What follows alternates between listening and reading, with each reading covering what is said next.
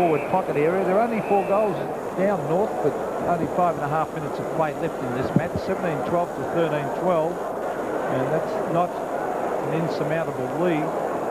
5 minutes and 18 seconds to go. They couldn't possibly pick that back, Peter. No, I wouldn't think so, but you never know. A couple of quick goals. Only game football. Not wrong there. Oh, there's a kick by Nicol. Here's a chance for Shane Williams.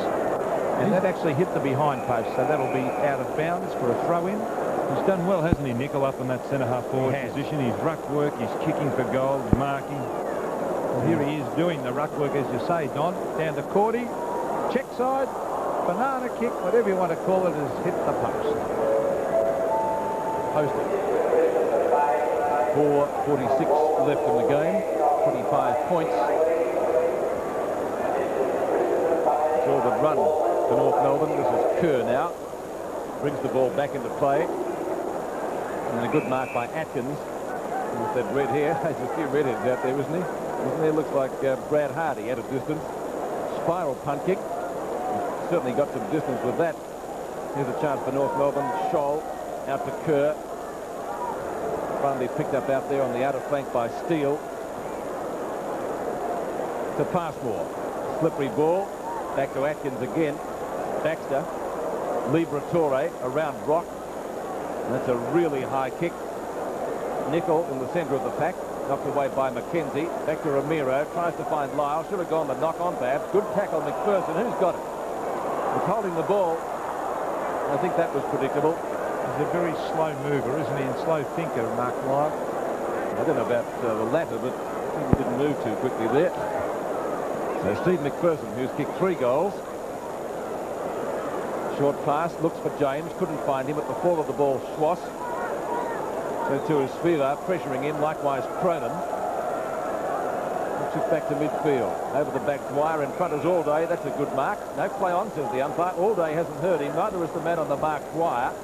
He's gone out wide and he's found Steve McPherson. McPherson just off the practice wicket area at left half forward. He's kicked 3 goals for Footscray, as has Nicol. This is Cullen now taking the mark. Cullen's been a rather handy player. Into the pocket. No success in that move. Ball out of bounds. It'll be thrown in about 35 metres from the behind post.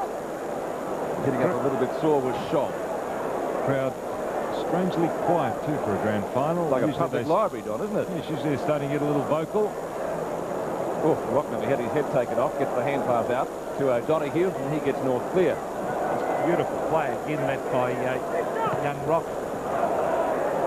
Fitzpatrick's had a magnificent quarter. He's just dominated that back line.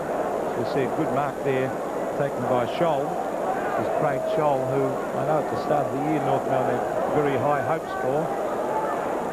There's Allday attempting to take the mark. It's at centre wing.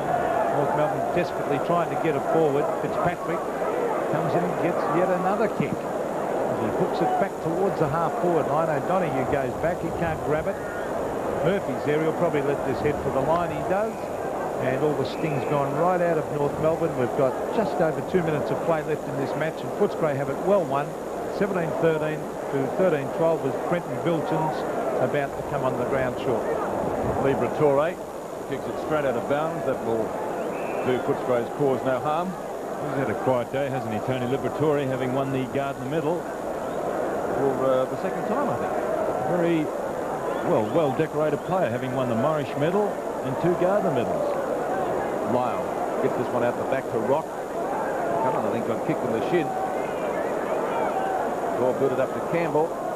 It eludes him, and also Mackenzie is through for 1 behind. A minute and a half left in the game.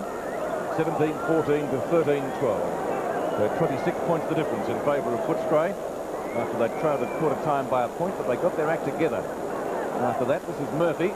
Looked around for the ball and ultimately found it. This is Schwass now at right centre wing. Back to that same player in Murphy. Over the top to Ramiro, who seems to have recovered from that knock he got. Tatsaris. The Fort got it in the back. This is McCann, only kick number 3 for the day. That's away from Fitzpatrick. A chance for Longmire to fire a goal, which he does, and find success. So 4 goals to John Longmire. Losing score, not a bad effort. 20 points to them. Yes, and you see there, North Melbourne players realise that their case is lost. There's not much jubilation after this high ball from McCann. Longmire stands his ground in front of the pack. Doesn't take a step to kick. Bangs through for his 4th goal. But North Melbourne, realising the situation may be hopeless, 20 points behind. 96 playing 116. 45 seconds of play left in this match. Footscray will be the premiers. Well deserved too. They've been on top all year.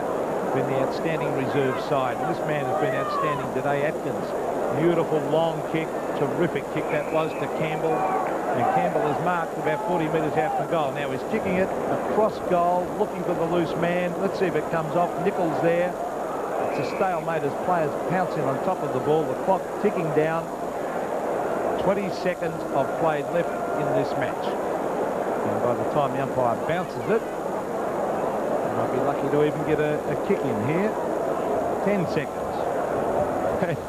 We may not get any more play. Keep talking, Peter. 5 seconds. We're not going to see any more play. No one's going to get a kick. The umpire about to bounce it. And there's the siren.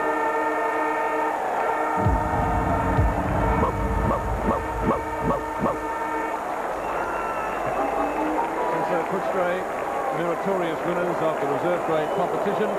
Joy in the Footscray box, joy out on the field. The final scores 17-14, 116, defeating North Melbourne 14-12, 96. And I suppose if we were to pick a quarter in which the Bulldogs won it, it was the second term when they booted 9 goals 4.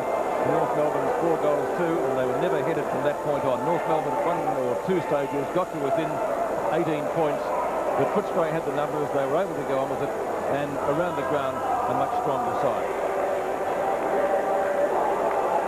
Tony Liberatore, Brenton Vilchins, Rod Alston. Pretty happy man. Oh, you would be. I wonder where he'll be next year. I think Footscray would be very keen to keep him as a backup to Nick Malthouse. A good double. And they're following the pattern out of Collingwood that Lee Matthews adopted. Don, bring in the youth. It didn't pay dividends last year, but I think we saw it for Collingwood this year, and I'm sure Footscray will certainly be improved next year with the youth they've got in this premiership winning reserves grade side.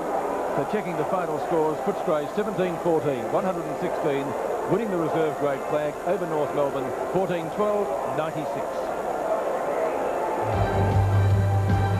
Check to those final scores so far. It's been 1-1 for North Melbourne. They won the under-19s 18-16 in a walkover from Essendon 6-5. And in the reserve grade competition just finished, it was Footscray's turn. They defeated North Melbourne 17-14 to 14-12. For Footscray, McPherson got 3 goals. So too did Nicol. Campbell got 2, and the rest was shared. Or Cullen also got 2 goals for North Melbourne. Love got 3 goals and Longmire 4. Let's go to Steve Trabrillion on the boundary now, and he speaks with victorious coach Rod Austin. Thanks very much, Pete. Well, that's a relief and a pleasure for you, Rod. Oh, it sure is. 26 years since Footscray side stood on the ground and enjoyed a premiership, and full credit to the boys. As the time reckons. So I really do like this. Terrific. You didn't need that. Total respect, fellas. Total respect. You managed to keep out of the rain while it was happening. Thanks very much. Yeah, terrific. And of course, a different result to what happened to you last year. Oh, yes, last year was disappointing, and actually there's only 7 players picked from last year's side, and the boys who were here are determined to do very well, and the new players we brought in this year, you know, first-year players have been terrific. A pretty scrappy first quarter, and then it came good. What was the difference? Oh, that's just the way I think we play. I mean, we have to scratch and bite and everything else and start and get sides realising they're playing against Footscray and make it very hard for them. Then we can start playing football in the game flows from there. We like it, tighten this up early. It's the only way we can do it, so we're quite happy with that. Rod, I can't let you go without finding out what you're going to do next year. Oh, I'm going to have a good night tonight. I don't know about next year yet. I'm going to have a terrific night tonight, I tell you. Amongst the players that you have got here and today, particularly who were you pleased with? I was pretty happy with the overall team. I mean, it's hard to individualise straight up the game. I thought the back line was terrific. You know, Troy Maloney, Zeno, Fitzpatrick, Phil Cronin, Stewie Wigney, you know, all those blokes. So they did a terrific job, and they really set up the game for the forward line. They held out when it was necessary, and the forward line players, you know, when they played in front of it, did a good job too. You know, the centre line, I think the winning centre line MCG is one of the keys to it, and I thought our 3 centre line players did very well over the whole day. You look around the ground at the flags, it seems to be a swirling breeze, and yet at ground level it favours the grand western end. Is it a factor? Oh, I think you're right when you say, you know, the wind does swirl, and obviously with the kicking and the skills they were down a bit. I don't think it really favours one end. Psychologically, Graham seems to flip this way a bit, but overall, no, I think it's just, when the ball's in the air, you just make the most of it. Because it is, like now, it's flying now, so there's no real advantage. Congratulations, Rod. Have a good night tonight. All the best. Thanks very much. Pete, back to you. Okay, thanks, Steve, and congratulations to Rod Austin and the Footscray boys. A job well done. They've had a good season, and they capped it off with the flag this afternoon. We're getting ready now for the presentation of the reserve grade competition. Footscray, as we mentioned at the start of the telecast, finished on top of the ladder. They had a 2-game break over their nearest opponent, and of course they had the week's rest, and it certainly stood them in good stead. Let's check the stats on the final quarter this afternoon.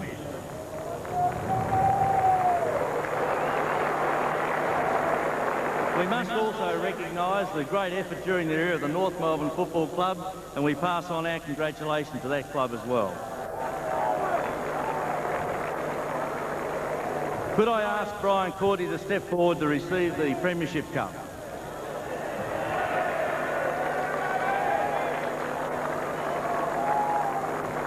Congratulations, Brian, a great achievement. Well done. Well done.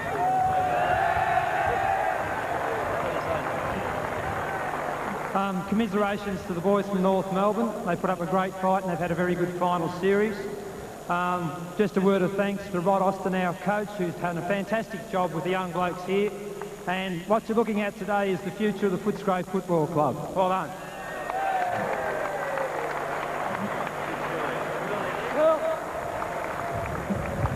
I'm sure we'd all like to hear. Job well done from Footscray, of course. I guess their supporters are really wondering where they're going to play next year. This will certainly give them some heart. It's a job done by the youngsters. So just repeating the final scores in the reserve grade competition, Rod Austin making a speech, but we've heard him interviewed by Steve Brazilian, and the final scores in the reserve